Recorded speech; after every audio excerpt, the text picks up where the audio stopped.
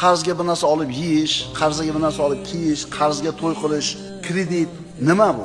Bu inson o'zining ertangi kunini bugun sotib qo'yishi. Kredit yoki qarzga olingan mana shu buyumlar hali topmagan pulini sarflab qo'yishi.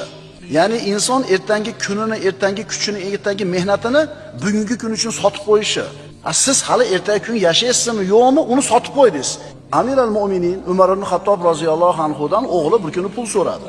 Xalifani qo'lida puli yo'q. Xazinachidan so'rab turmaylikmi, keyingi oyligingizni hisobidan? Bo'pti, bor so'ra dedi. Borib turib xazinachiga aytdi. Otami keyingi oyligini hisobidan, keyingi maoshini hisobidan menga pul berib turasiz ekan dedi. Xazinachi xalifa buyurdi deb shart qildimi?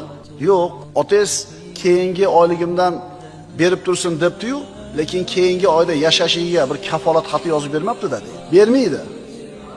Qaytib kelib turib otasiga, Amir al-Mu'mininga, Umar ibn Xattobga bermadi desa, bersa adavini berardim, jazolardim. Mana qanaqa yashash kerak. Bori bilan yashashga odatlanaylik.